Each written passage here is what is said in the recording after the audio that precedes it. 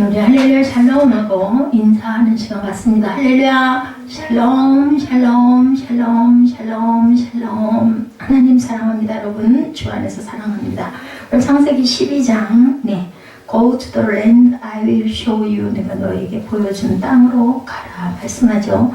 12장의 중요한 구절들 잠깐 보고 가도록 합니다. 내가 너로 큰 민족을 이루고 너로 말미암아 복을 얻을 것이라. 12장 1절에는 야훼께서 아브라함에게 이르시되 너는 너의 고향과 친척과 아버지에 따라 내가 네게 보여줄 땅으로 가라고 말씀하죠. 1절에 장래 유업으로 받은 가나안 땅으로 가라는 이야기는 히브리서 11장 8절 믿음으로 아브라함은 부르심을 받았을 때 순종하여 장래 유업으로 받을 땅에 나아갈새 갈 바를 알지 못하고 나아갔으며 오늘날과 같이 레비가 있고 하면 얼마나 좋았겠어요. 그냥 그쪽을 향해서 간 거예요. 내가 너로 민족을 이루고 너로 말미암아 복을 얻을 것이라. 2, 3절에 나와 있는 내용은 나도 아브라함 같은 복의 근원이라는 겁니다. 저와 여러분들도 누구든지 예수 그리스도의 이름을 믿고 주로 시인하면 아브라함의 자손이라 말씀하시죠. 갈라디아서 3장 29절에 너희가 그리스도의 것이면 곧 아브라함의 자손이요 합니다. 누가복음 19장 9절에 구원이 이 집에 이르렀으니 이 사람도 아브라함의 자손이라. 그러니까 구원을 받은 자들은 모두 다 아브라함의 자손이기 때문에 내가 너를 민족을 이루고 너로 말미암아 복을 얻게 할 것이다 라는 말씀은 아브라함에게만 주신 게 아니라 저와 여러분에게도 주셨다라는 겁니다. 창세기 18장 19절에 아브라함과 같은 복을 받으려면 아브라함이 야훼의 도를 지켜 하나님을 경외하는 자라는 인정을 받은 것처럼 우리도 야훼의 도를 지켜야 되겠다. 창세기 18장 19절이죠. 야훼의 도를 지켜 의와 공도를 행하게 하려고 그를 택하였나니 이는 나 야훼가 아브라함에게 대하여 말한 일을 이루려 함이라. 이 내용이 창세기 12장 2절에서 3절의 말씀이기도 합니다. 그리고 창세기 22장 18절에 내 씨로 말미암아 천하 만민의 복을 받으니 이는 내가 나의 말을 준행하였습니다. 하나님의 말씀을 잘 지켜야 됩니다. 야훼께 제단을 쌓고 야훼 이름을 부르죠. 노아가 방주에서 나와 야훼께 제단을 쌓고 번제를 드렸던 것처럼, 그죠? 8장 20절에 아브라함이 가는 곳곳마다 야훼를 위하여 제단을 쌓는 것은 창조의 목적이 하나님께 제사, 구약엔 제사, 신약에는 예배 드리기 위함이라는 것입니다. 출애굽기 5장 3절이죠. 우리가 광야로 사흘 길쯤 가서 야훼께 제사를 드리려 하오니 이렇게 얘기합니다. 야훼께서 아브라함의 아내 사레의 일로 바로와 그 집에 큰 재앙을 내리셨습니다. 17절이죠. 분명 아내를 노이라 속인 것은 아브라함이었고 애굽의 바로는 사레가 아브라함의 아내인 줄 알지 못하고 이끌어들이죠. 그러나 하나님은 아브라함을 책망하지 않으시고 도리어 바로와 그 집에 큰 재앙을 내리십니다. 이 사건을 통해서 부재 중이라도 하나님이 세우신 종을 괴롭게 하는 것을 하나님께서는 금하신다라는 것을 우리가 깨닫고 가야 되겠다. 민수기 12장이죠. 미리암이 모세를 비방해서 뭐가 됐어요? 나병이 걸리는 이야기가 있습니다. 우리 12장 전체 주석 보고 갑니다. 12장 9절까지 우리 중심으로 읽어봤는데 12장에는 우리 성도들이 믿음의 조상이라고 부르는 신앙의 사람 아브라함이 하나님의 부르심에 순종해서 일생 동안 하나님의 뜻을 따라 사는 그의 삶의 첫 걸음, 가나안을 향해서 갈 바를 알지 못하고 가는 그 기록이 나타나 있죠. 거기 12장에는 하나님의 나라 건설이라는 관점에서 우리가 볼 때 그 나라의 주역이 되실 메시아가 아브라함의 후손으로 오실 것이라는 사실이 또한 언급되어 있습니다. 하나님의 명령과 축복이죠. 1절에서 9절 오늘 그 본문을 중심으로 가는데 전체를 보면 하나님의 명령이 1절에 너는 본토 아비집을 떠나 내가 너에게 명령한 곳으로 가라. 친척 아비집을 떠나 내가 내게 지시할 땅으로 가라고 명령하시죠. 본토 친척 아비집을 떠나라는 하나님의 말씀은 갈대아 우르와 하란을 포함한 전 메소포타미아 지역을 떠나라는 의미입니다. 전체 그 지역을 떠나라. 그것은 하나님을 떠난 우상 숭배자들이 살던 곳이었기 때문이고 하나님이 지시할 땅은 약속의 땅 가나안을 의미합니다. 본토를 떠나라 그러죠. 1절에 귀향하라는 겁니다. 창세기 31장 3절에 야훼께서 야곱에게 이르시되 내 조상의 땅, 내 족속에게로 돌아가라. 내가 너와 함께 있으리라 하신지라. 네가 갈 곳, 네가 있을 곳으로 이제 가라는 겁니다. 지시할 땅으로 가라. 창세기 13장 17절에 너는 일어나 그 땅을 종과 횡으로 두루 다녀보라. 내가 그것을 네게 주리라. 예, 우리가 다니고 우리가 원하고 구하면 하나님께서는 그 마음을 아시고 주시겠다라는 뜻입니다. 완전하라고 그러죠. 창세기 17장 1절에 아브라함이 99세 때에 여호와께서 아브라함에게 나타나서 그에게 이르시되 나는 전능한 하나님이라 너는 내 앞에서 행하여 완전하라 말씀하십니다. 하나님의 축복이 이어지죠. 아브라함이 하나님의 명령에 순종할 때 받은 축복은 먼저 큰 민족을 이루는 축복 2절에 이는 족장 시대를 거쳐 출애굽 사건과 가나안 정착으로 성취가 됩니다. 영적인 면에서 아브라함의 후손이 하나님의 나라의 상속자가 되는 축복으로 그리스도를 통해 믿는 성도들의 수적인 증가가 이루어지는 것을 성취되는 것을 보여주고 계시죠. 두 번째로 아브라함이 복을 받고 사는 축복 2절이죠. 세 번째로는 그 이름이 참되게 되는 축복이 나타납니다. 그리고 또한 17절에 내가 네게 큰 복을 주고 내 씨가 크게 번성하여 하늘의 별과 같고 바닷가의 모래와 같게 하라니 너희 씨가 그 대적의 성문을 차지하리라 이렇게 축복하십니다.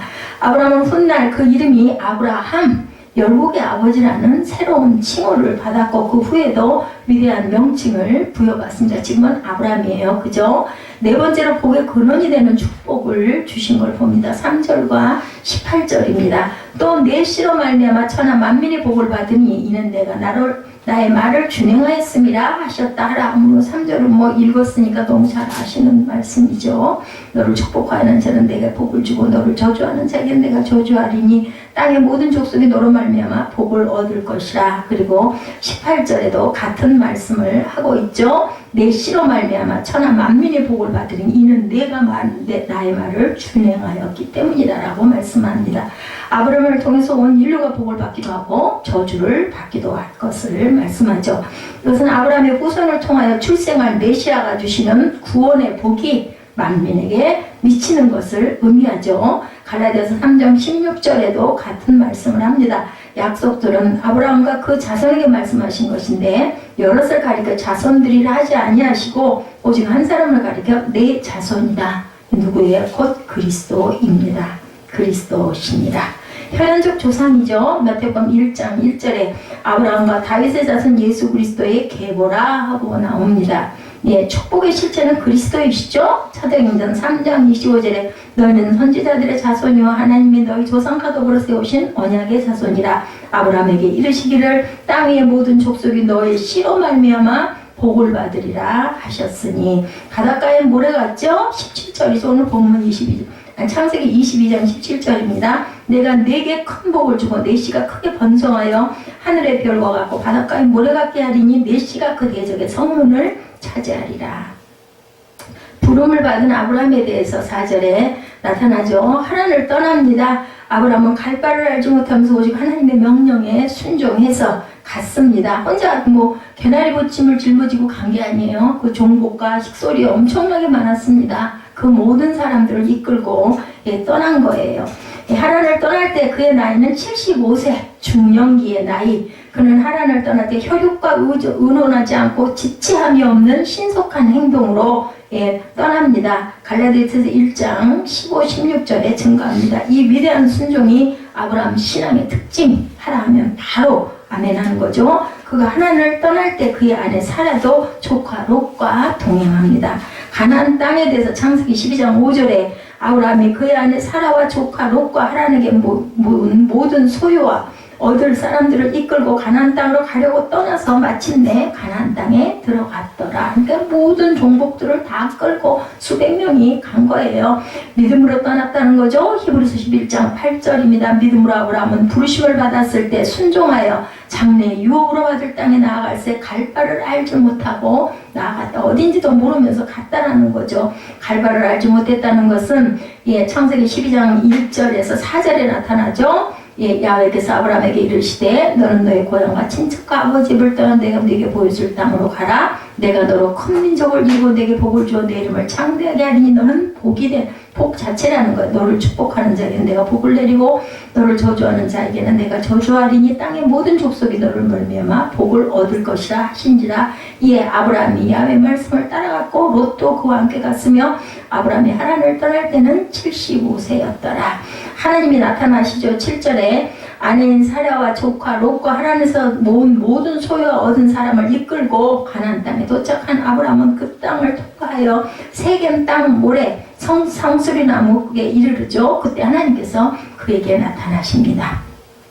그리고 하나님은 앞서 언약하신 대로 다시금 하나님의 기업의 땅을 주실 것을 약속하시며 그 기업의 땅이 바로 가나안인 것을 밝히시죠. 7절에 보니 야훼께서 아브라함에게 나타나 이르시되 내가 이 땅을 네 자손에게 주리라 하신지라. 자기에게 나타나신 야훼께 그가 그곳에서 뭐 했어요? 제단을 쌓고 8절에 거기서 베델 동쪽 산으로 옮겨 장막을 지니 서쪽은 베델이요 동쪽은 아이라. 그가 그곳에서 야훼께 제단을 쌓고 야훼 이름을 부르더니 점점 남방으로 옮겨갔더라. 이렇게 증거되어 있습니다.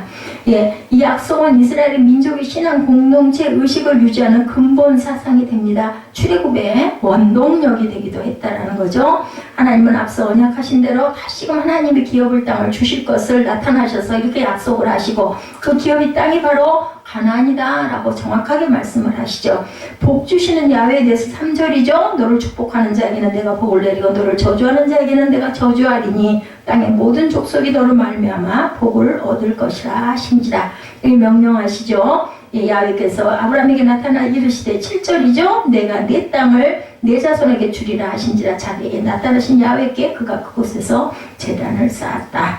아브라함의 신앙에 대해서 8절에 하나님이 뭐라 그러세요? 베델 동쪽선으로 장막을 치고 그 아브라함의 신앙은 예배드리는 제사드리는 신앙의 표현입니다.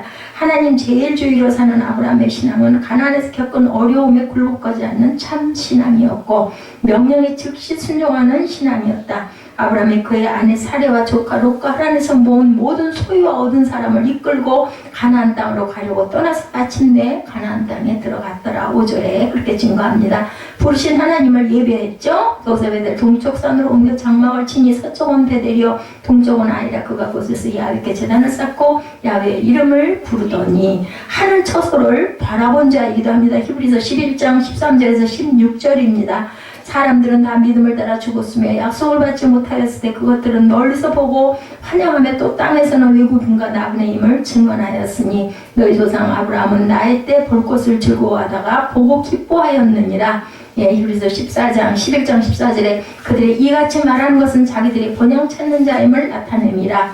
고린도후서 4장 18절에도 우리가 주목하는 것은 보이는 것이 아니요 보이지 아니하는 것이니 보이는 것은 잠깐이요 보이지 않는 것은 영원합니다. 히브리서 11장 1절에 믿음은 바라는 것들의 실상이요 보지 않는 것들의 증거다. 빌립보서 1장 23절에 내가 그 둘 사이에 끼었으니 차라리 세상을 떠나 그리스도와 함께 있는 것이 훨씬 더 좋은 일이라 그렇게 하고 싶다라고 얘기합니다.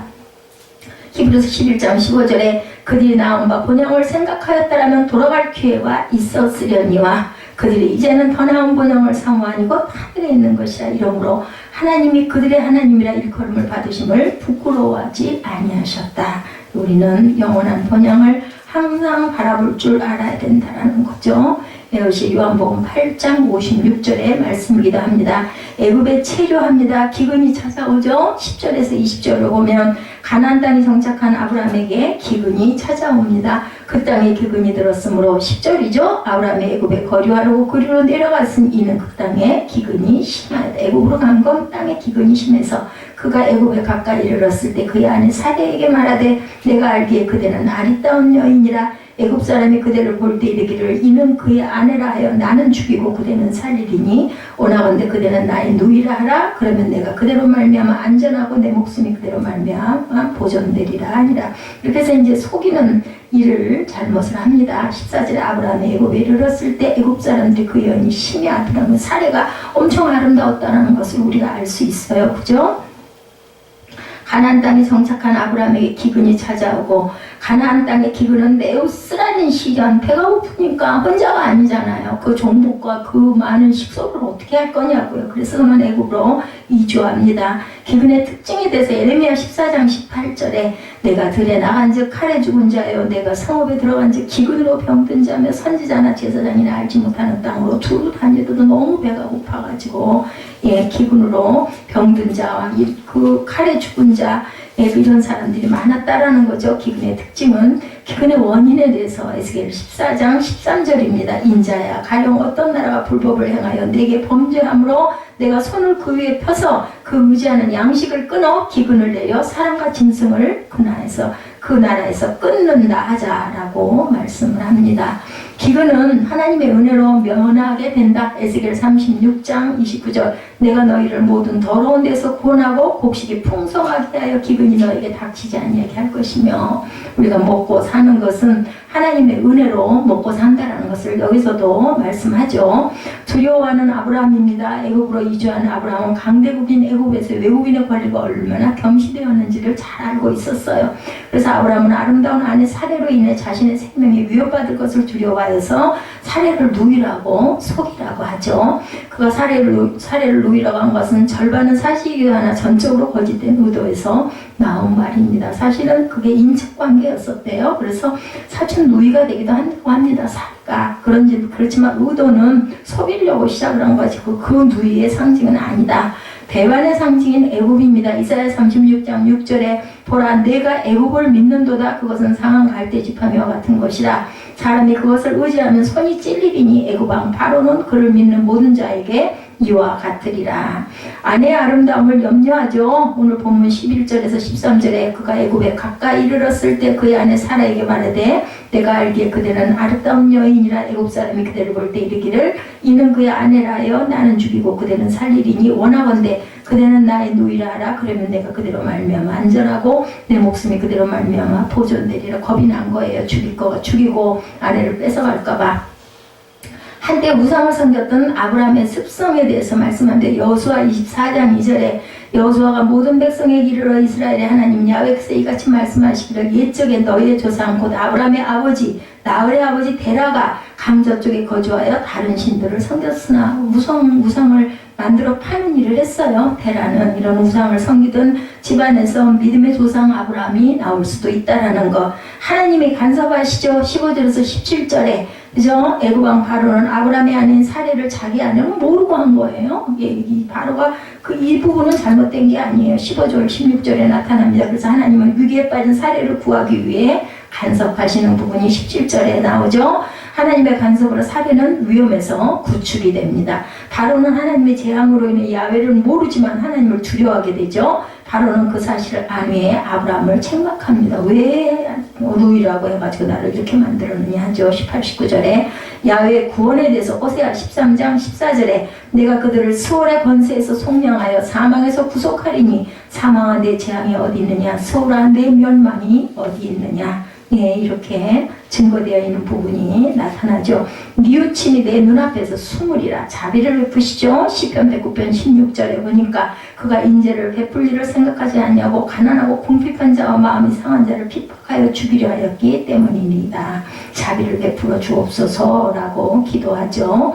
예, 시편 109편이면 아마도 다윗이 이런 기도를 했을 것 같아요.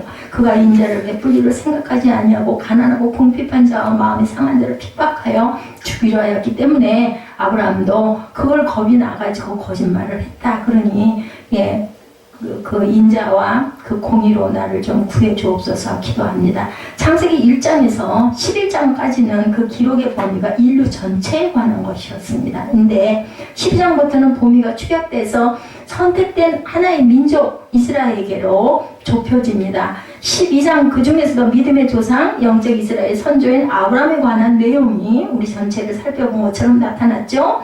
아브라함은 신앙인으로서 하나님을 기쁘게 해드렸지만 그도 사람이기 때문에 한때는 하나님을 섭섭하기도 합니다. 이를 통해서 인간은 누구나 실수할 수 있다는 것을 기억하고 매사에 우리 항상 조심하고 삼가하고 그리고 뒤돌아볼 줄 알아야 되겠다. 이런 내용이 12장 전체에 깔려있는 내용입니다. 뉴욕대학교 저널리즘 교수인 닐 포스트만 박사는 현대 문화의 특징은 즐거움의 추구다. 엔터테인먼트에 이렇게 얘기합니다. 오늘의 현대인들은 누구나 할 것 없이 평안함을 추구하고 즐거움을 만끽하고 풍요로움을 누리려고 하죠. 이런 지적에 대해서 나는 아니라고 말할 사람 별로 없습니다. 즐겁고 평안하고 즐겁게 살고 풍요하게 살고 싶은 건 누구에게나 있는 다 소망이기도 하죠. 모든 도시인들이 여가선용이고 취미활동, 즐거움을 추구하고 남에게 죽이지 않으려고 무척 애를 씁니다. 여가산업이 하루가 다르게 발전하고 있죠. 여가산업이라는 것은 한 사회의 경제적인 수준과 정비례하는 경향이 있어요. 그죠? 예, 그 나라가 잘 살아지면 여가는 점점 더 그 여가 산업은 더 활성화가 됩니다. 관광지, 휴양지가 본격적으로 개발되고 골프장, 스키장, 뭐 전철은 스포츠클럽 그리고 헬스센터가 생기고 대단히 위락단지가 개발되기도 하죠. 한 곳에 들어가면 하루 종일 먹고 자고 놀고 쉬고 목욕하고 땀 빼고 그죠? 가족들이 어울려 게임도 하고 그 안에 PC방까지 인터넷, 이메일도 뭐 다 검색할 수가 있는 많은 시설들을 해놓습니다. 여가산업이 발전하는 것은 삶의 질을 높인다는 긍정적인 측면들도 당연히 있겠죠. 여가를 잘 선용함으로 긴장을 해소하고 정신을 맑게 하고 가정의 화목을 도모하는 좋은 이유가 될 수도 있습니다. 그런데 부정적인 것은 우리 사회가 힘써 일하기보다는 일확천금을 노리고 정직하게 성실하게 사는 것보다는 쉽게 살고 즐거움을 추구하려는 경향에 빠지는 그러한 일들이 많다. 부유하게 사는 현대인들에게 영적인 허기짐의 현상이 나타납니다. 그러다 보면 이제는 또 허무해지는 거예요. 세상에서 남보다 앞서가려고 힘쓰고 있지만 그들의 영혼은 혼돈과 공허에 사로잡혀 있는 것을 우리가 보는데 실컷 놀러 다니면 풍요로울 줄 알았는데 실컷 처음에는 좋았겠죠. 그죠? 근데 계속해서 그렇게 놀러 다니면 나중에는 실증이 나고 공허하고 갈증이 뭔가 알 수 없는 갈증에 시달리기도 합니다. 우리는 너무나 갇혔고 보람도 없고 의미 없는 일에 시간을 쏟고 물질을 낭비하고 있다는 것을 깨달은 사람도 있고 또 모르는 사람도 있겠지만 있죠. 우리 세대는 많이 가진 것 같은데 만족은 없고 많이 아는 것 같은데 정작 너무 모르는 것들이 많다. 주변을 돌아보면 다른 사람들은 다 똑똑하고 잘 살고 화려한 것 같은데 나만 뒤처져 있는 것 같고 나만 인생에 나고자 같고 나만 초라한 것 같고 이런 느낌이 들 때가 많습니다. 분명한 목표를 정하고 살지 않고 두리번거리고 살다가는 허무한 인생을 산다는 것을 우리가 잘 알고 가야 되겠다. 하나님이 진정 기뻐하시는 그리스도의 삶은 무엇일까? 그리스도인의 삶은 그리스도인들은 안일과 평안을 추구하는 삶이 살기보다는 나를 통해서 이루시려는 하나님의 뜻을 이해하려고 해야 되겠죠? 우리의 시간과 물질과 건강을 들여서 기뻐하시는 일들을 감당하고 가야 되는데 중요한 것은 그 기뻐하시는 일들을 우리가 행하는 우리도 기뻐할 수 있어야 된다는 거예요. 그래서 그래야만 그 기쁨이 정말 진정한 기쁨이죠. 안 그러면 고통스럽겠죠. 하나님이 나를 사용하셔서 단 그 회의 인생이지만 가볍게 쓰여져야 되지. 1회의 인생입니다. 우리는 아브라함을 부르시고 택하시는 하나님을 배웠어요. 여기서 아브라함을 말하고 사라와 롯을 말할 수 있지만 그들은 나중에 먼저 우리를 부르시는 하나님을 만나고 갈 줄 알아야 되겠다. 하나님을 우리 아버지로 모시고 섬긴다고 하면 아브라함을 부르시고 보내시는 하나님이 아니라 오늘의 우리를 부르시고 보내시는 하나님이라는 것을 우리가 알아야 됩니다. 오늘 내가 한 사람의 아브라함이 되고 아브라함과 같은 고역과 결단의 사람이 될 줄 알아야겠다. 본문을 통해서 가야 할 길을 가는 사람들 그 제목 은혜를 한번 나눠보죠. 내가 네게 보여줄 땅으로 가라. 이것은 가야 할 길을 온전하게 말하신 대로 따라간 아브라함의 이야기이긴 하죠. 그래서 제가 Go to the land I will show you. 내가 보여준 땅으로 가라고 이렇게 본문을 정해봤습니다. 너무 잘 아는 부분이에요. 엄청 많은 설교문들이 많습니다. 근데 우리가 전혀 다른 각도에서 본문을 이해해 봅니다. 본문이 주려고 하는 중심 메시지가 뭔가 우리가 알아보죠. 이 본문의 말씀을 한 10번 정도만 정독하고 읽다 보면 여러 가지 생각들이 떠올라요. 그리고 전후 문맥을 살펴보면 본문을 우리가 관찰하는 어떤 그 영적 메시지가 있습니다. 11장에서는 바벨탑 사건 이야기를 우리가 함께 나눴죠. 노아의 세 아들로 인해서 많아진 사람들이 신할 평지에 이르죠. 11장 내용이. 그들은 이심전심으로 서로 말합니다. 자, 벽돌을 만들어서 경고히 굽자. 벽돌로 돌을 대신하고 욕청으로 진흙을 대신해서 성읍을 건설하고 탑을 건설해서 우리의 이름을 내고 온 지면에 흩어짐을 면하자. 이렇게 바벨탑을 쌓았어요. 바벨탑 사건이 주는 신학적인 의미는 세 가지로 우리가 요약을 할 수가 있는데 첫째는 그들의 이름을 내려는 교만, 내가 유명해지고 싶다. 내가 성공하고 싶다. 이런 그러한 그 욕심입니다. 바벨탑을 쌓는 이들의 주된 목적인 우리의 이름을 내고 여기에 있죠. 어떤 업적을 통해서 자기들의 이름을 내어보겠다. 두 번째는 온 지면에 흩어짐을 면하자. 우리가 하나가 되자라는 얘기예요. 그 미지의 세계를 향해서 나아간다고 하는 것은 그들은 굉장히 두려웠을 겁니다. 이것은 분명히 하나님이 원하시는 뜻이 아니었어요. 방주에서 나온 노아와 그의 아들들에게 하나님께서 복을 주시면서 너희는 생육하고 번성하며 땅에 가득하여 그 중에서 번성하라. 창세기 9장 7절에 이렇게 말씀하셨죠. 그런데 그들은 그것을 하는 게 아니라 우리의 이름을 내자라고 그거 뜻이에요. 하나님의 이름의 영광으로 돌리자가 아니라 우리가 우리 이름을 내자. 세 번째는 인간 중심, 하나님에 대한 반역이었다라는 겁니다. 인간 중심이었기 때문에 그들이 농경사회에 정착하면서 자기들의 노력을 강조하고 다른 신을 섬기는 현상이 일어나기 시작했다라는 것. 그래서 하나님이 이 현장에 내려오시면서 언어를 혼잡하게 하시고 온 세상에 흩어놓으시는 그런 일이 11장에 나타납니다. 그래서 11장 바벨탑 사건이 있은 후에 한 사람 아브라함을 선택하시고 하나님께서는요 여러 사람을 선택 아니하셔요. 그 홍수 사건에도 노아 한 사람을 의인이라고 여겼죠. 한 사람을 선택하셨습니다. 근데 11장 바벨탑 사건 이후에 누구를? 아브라함을 또한 선택하시고 갈대아 우르라는 도시에서 불러내셔서 하나님을 통과해서 가나안 땅으로 이끌어 들이시는 그러한 역사가 일어납니다. 야훼께서 아브라함에게 말씀하죠. 너는 너의 고향과 친척과 아버지의 집을 떠나 내가 네게 보여줄 땅으로 가라. 너무 유명한 말씀입니다. 내가 너로 큰 민족을 이루고 네게 복을 주어 네 이름을 창대하게 하리니 너는 복이 될지라. 뭐 복의 근원이라고 하는데 여기서 보면 복이 될지라. 네 자체가 복이라는 거예요. 그래서 너를 축복하는 자에게는 내가 복을 내리고 너를 저주하는 자에게는 내가 저주하리니 땅의 모든 족속이 너로 말미암아 복을 얻을 것이라. 요셉 생각나죠?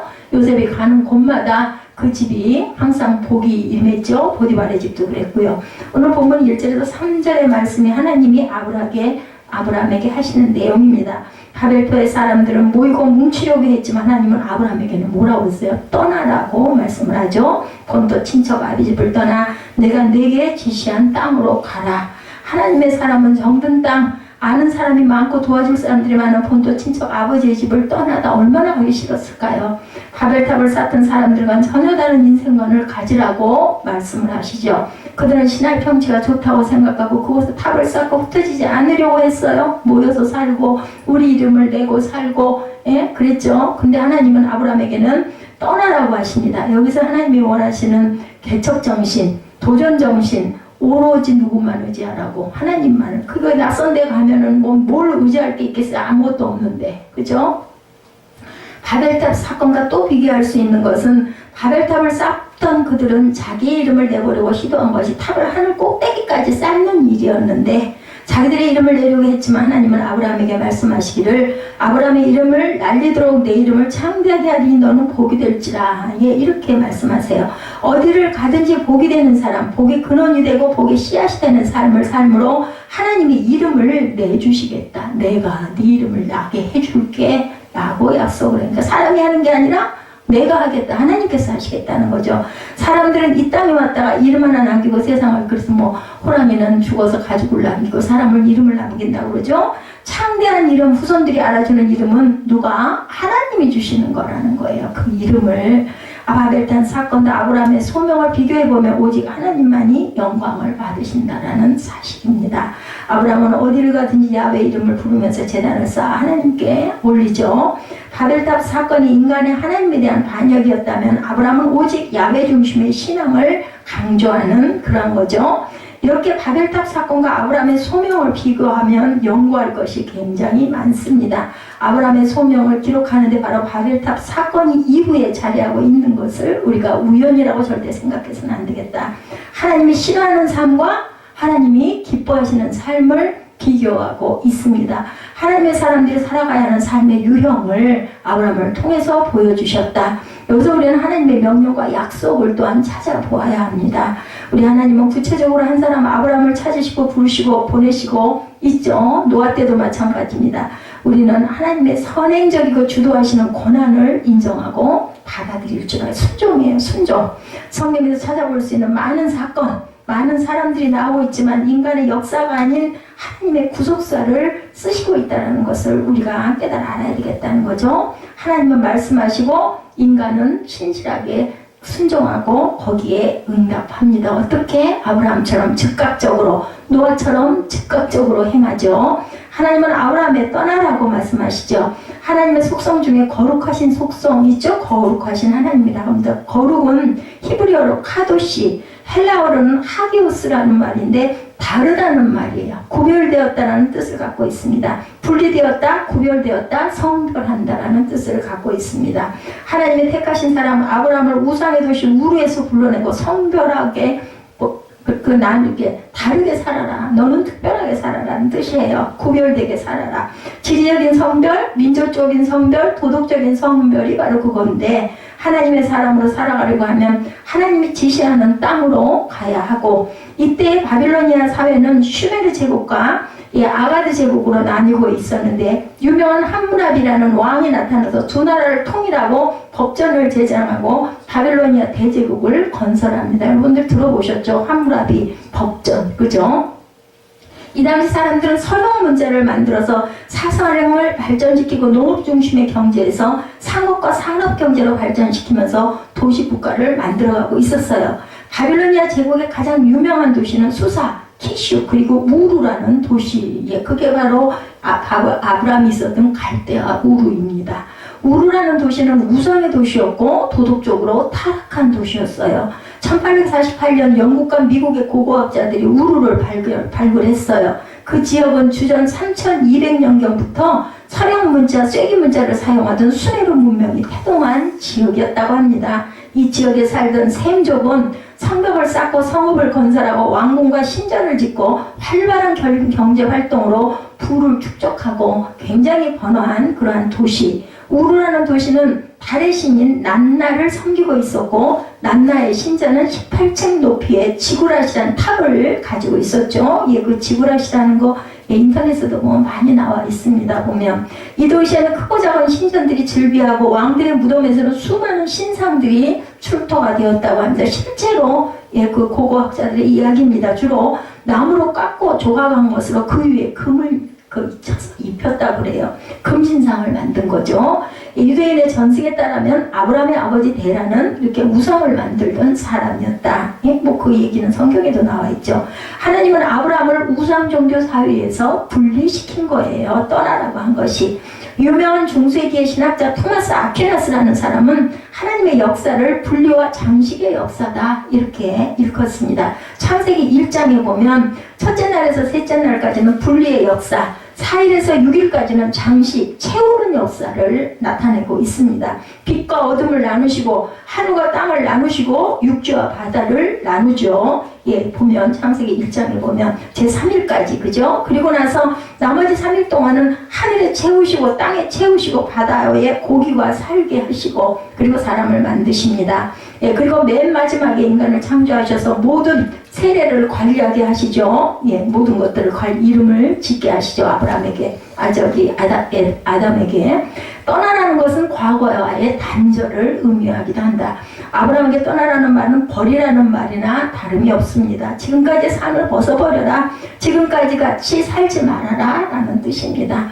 우리를 부르실 때 세상에서 성별을 분리하시고 그 다음에 하나님의 자녀로 채우시고 장식하는 것을 우리가 보죠. 하나님은 한 사람에게 복을 주실 때 그 사람의 인격이라는 그릇에 들어있는 잡다하고 지저분한 것을 벗어버리게 하시고 하나님이 준비하시는 아름다운 것들로 채우시고 장식합니다. 우리 변화되지 않아요? 우리가 구원을 받고 은혜를 받고 나면 바뀝니다.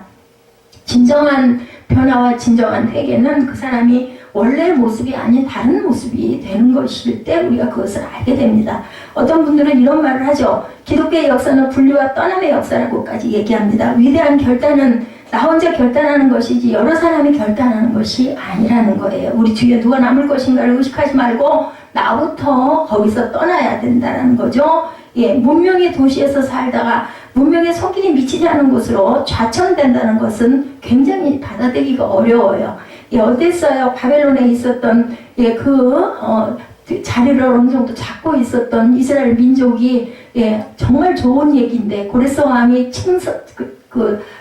직서를 내리죠. 너희 나라로 가가지고 이제는 성전도 건설하고 네 나라에 돌아가서 살아라 했을 때 이스라엘 예루살렘 성전 터 어떻게 돼 있었어요? 아주 정말 황폐하고 가서 살 수가 없을 정도로 아주 그냥 아무것도 없는 엉망진창. 저와 여러분 같으면은 그거 자리 잡고 잘 살다가 70년을 살다가 1세대들도 다 죽고 2세대들도 어떤 사람들은 많이 죽고 그거 역사 속에 있는 내 나라 내 고향 가겠다고 모든 거 다 버리고 가겠느냐는 건데도 갔잖아요. 그죠? 보니까 엄청난 인구 가운데 아주 진짜 100분의 1 정도 갔어요. 거기 에스라 선지자들 몇 명이 1차 포로기환, 2차 포로기환, 3차 포로기환 이렇게 해가지고 간 숫자 정말 미미하고 작습니다. 그래도 결단하고 떠나죠. 어떤 사람들이, 구별된 사람들이 하나님을 가장 의지하고 가장 믿고 믿음이 좋은 사람들이 세상 사람들이 볼 때는 미친 짓이다 할 그렇게 아무것도 없이 모든 걸 다 버리고 온 가족을 이끌고 그렇게 가가지고 성벽 재건을 하는데도 쉽지 않았죠. 많은 고난이 있었습니다. 세상을 의지하지 말고 오직 하나님을 의지하라. 너희는 구별된 자들이니까. 이런 말씀입니다. 아브라함이 가야 하는 땅은 사전 답자가 이루어지지도 않은 땅이에요. 가나안 땅은 그나마 그죠? 12정탐꾼이 가가지고 보기라도 했지만 여기는 아니었습니다. 히브리서 11장 8절에 믿음으로 아브라함은 부르심을 받았을 때 순종하여 장래의 유업으로 받을 땅에 나아갈새 갈 바를 알지 못하고 나아갔다.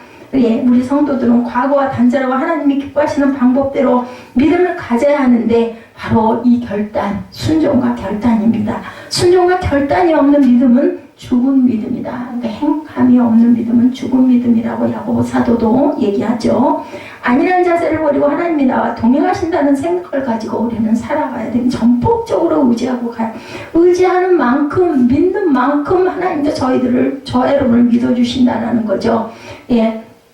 어떤 자리에서 떠나라고 지적하고 제시한다면 참 좋겠죠. 근데 그것은 본인들의 결단입니다. 아까도 잠깐 얘기를 했지만 이름대로 간다. 근데 그 이름을 아무나 받냐는 거예요. 당신 이름 바울로 하세요 한다 그래서 아멘 하고 바로 받냐는 거죠. 1년인가 1년 반 걸렸어요. 신학교 가더니 3학년 되면서인가 본인이 또 그 안에는 한글 이름이 없었어요. 바울이라는 한문이 없어. 그래가지고 하려고 해도 할 수가 없었는데 정말 기가 막힌 건 그때가 되니까 개명을 하는 사람들은 그 한글 이름을 그렇게 쓸 수가 없었는데 가능하게 되더라고요. 이제는 한문 이름자가 아니라 그냥 한글로도 호적에 올릴 수 있게 됐어요. 그래가지고 바울이라는 이름을 호적에 올리게 되죠. 그게 우리의 마음으로 되는 일들이 아니라는 거죠. 본인이 성령의 감동이 있어야 한다는 겁니다. 우리가 항상 바로 오늘 그 한 가지 우리가 정말 하나님께서 주신 것을 받았을 때는 그대로 행할 줄 알아야 된다. 비록 우리가 이 땅에 발을 붙이고 살지만 우리 영안을 열어서 우리가 영원히 거주할 가나안 그리고 하나님의 나라를 바라봐야 된다. 아까 기도 가운데 그런 기도했죠. 영안을 열어 주시옵소서. 보이지 않는 것을 바라볼 줄 알고 그 부분의 느낌이 올 때 우리는 정말 더 마음에 힘이 솟죠. 감동이 되죠. 하나님은 디아스포라의 정신을 바라고 계신 거예요. 디아스포라라는 말은 이산, 흩어지다라는 뜻을 갖고 있습니다. 디아스포라는 온 세계에 흩어져 사는 유대인들을 가리키죠. 그런 대명사가 됩니다. 흩어진다고 하니까 이방 민족의 쉽게 동화되고 유대인의 정신을 버리라는 것은 아닙니다. 많이 흩어져서 민족을 그죠? 믿음의 자녀들을 만들으라는 거죠. 자기들 유대인의 정신과 생활 양식을 유지하면서 하나님의 뜻을 펼치라고 떠나라고 하는 겁니다. 저와 여러분의 발목을 잡아오던 과거와 단절하고 새로운 사람, 하나님의 사람으로 거듭난 삶을 살았을 때 주변에 우리의 모습을 보면서 믿음의 사람들이 불어나겠죠. 두 번째, 하나님은 아브라함에게 지시하는 땅으로 가라고 하시죠. 하나님은 아브라함에게 나타나셔서 너는 너의 고향과 친척과 아버지의 집을 떠나 내가 네게 보여줄 땅으로 가라. 여기서 하나님 보여주는 땅이라고 했는데 다만 하나님이 가리키는 땅만을 말하는 것이 아니라 하나님이 기뻐하시는 삶의 유형을 의미하고 있음을 우리가 알아야 합니다. 하나님이 보여주시는 땅은 나중에 가서 우리가 분명히 알게 되고 보게 되지만 안 보여요. 세겜 땅에 모래 상수리 나무 아래 제단을 쌓았을 때 내가 이 땅을 내 자손에게 주리라 이렇게 말해서 제단을 쌓았을 때 예, 이거 어떤 의미로 느껴지세요? 우리가 예배를 드렸을 때, 기도를 했을 때 우리에게 하나님께서는 우리의 영안도 열어주시고 성령께서 우리 마음에 감동도 주시고 그죠? 깨달아 알게도 하신다는 겁니다. 하나님이 지시하는 땅, 보여주시는 땅은 메시아가 오실 땅이에요. 메시아가 오실 땅. 아닌 우상의 땅들은 다 떠나라는 거예요. 우리 생활 가운데서. 하나님은 아브라함을 부르시면서 그의 씨로 말미암아 천하 만민이 복을 구원받을 수 있도록 성자 예수님을 구체적으로 어느 지역에 보내실 것을 준비하고 계셨다라는 것. 하나님의 섭리는 너무나 무궁무진해서 우리 좁은 머리는 다 이해할 수가 없어요. 내 길은 너희 길과 다르다고 그러죠. 하나님은 가나안이라는 땅에 아들을 보내시려고 미리 아브라함을 갈대아 우르에서 가나안 땅으로 끌어올리시고 계신 거예요. 우리도 하나님이 보여주시는 땅으로 들어가려고 항상 노력하고 힘쓰죠. 그리고 우리도 하나님에게 보여달라고 기도합니다. 하나님의 말씀을 통해서 하나님이 기뻐하시는 세계를 보여주시고 있죠.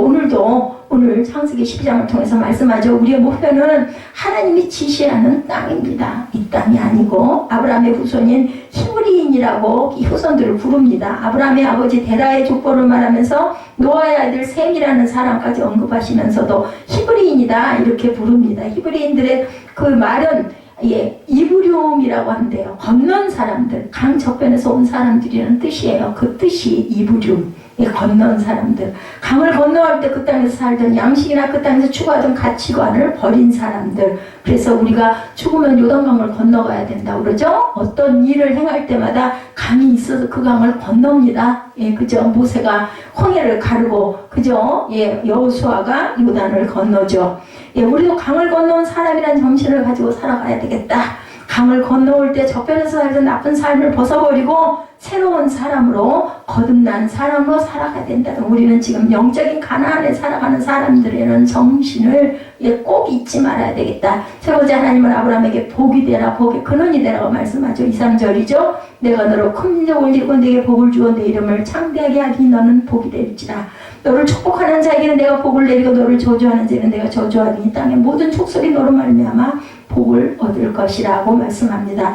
아브라함의 후손이 큰 민족을 이룬다고 하시죠. 큰 민족이란 말의 크다라는 말은 히브리어로 가돌이라는 뜻인데 광대하다, 위대하다, 크다라는 의미를 갖고 있습니다. 위대한 민족, 우수한 민족, 알아주는 민족, 사람의 머리가 될지언정 머리가 되지 않는 그러한 민족이 될 것이다. 아브라함 때문에 그 지역에 사는 모든 사람이 함께 복을 누리는 그런 복의 통로가 되고 복을 여는 사람이 되고 복 자체가 된다는 겁니다. 환경이 사람을 만들까? 사람을 환경이 만드는 걸까? 환경이나 탓하고 시대를 탓하고 조상을 탓하고 낙심하는 사람들이 있다면 그는 오늘 주신 말씀을 귀담아 들어야 합니다. 너는 복이 되라. 어디 가든지 복을 불러오는 사람, 복의 문을 여는 사람, 복의 샘물이 되라고 말씀하시죠. 복의 근원이 되라는 말씀을 하는데 복의 뿌리가 되라는 거죠. 뿌리는 뿌리인데 복된 뿌리가 되면 나무는 건강하게 자라고 잎도 잘 피고 그리고 꽃을 피우고 결국은 풍성한 열매를 맺는다라는 겁니다. 유대인들은 복을 받는다는 말을 하죠. 복을 만든다는 말을 잘 사용합니다. 유대인들은 돈을 많이 버는 사람이지만 인색한 사람들이라고도 합니다. 그러나 세계에서 가장 검소한 사람이고 가장 기부금을 많이 내는 민족이기도 하다는 것을 우리가 잊지 말아야 됩니다. 복을 받는 것이 아니라 자신들의 삶으로 복을 만들어가는 그러한 생각을 가진 사람들로 살아가야 된다. 우리는 이제 우리가 가야 할 길을 가는 사람들이에요. 지금도 가고 있습니다. 세계민이, 베델인이, 아이 같은 동리들은 평원지대에 살기 좋은 곳이 아니었어요. 사실은 사람들이 많이 거주하면서도 번창한 도시도 아니었습니다. 남방이라는 땅, 네겝이라는 땅은 빈들이고 허벌판 광야였습니다. 근데 아브라함은 하나님을 모시고 다녔어요. 그런 데마다. 그죠?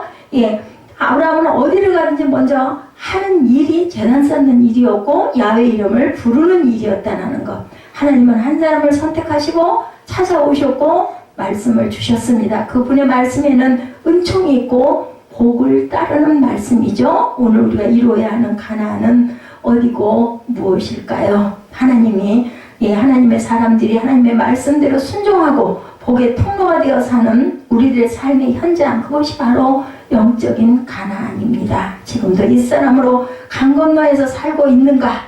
이제는 건너와야 되겠죠? 하나님의 자녀들로 가나안에서 우리 주님과 함께 살아가는 복된 저와 여러분들이 되시기를 주님의 이름으로 축복합니다.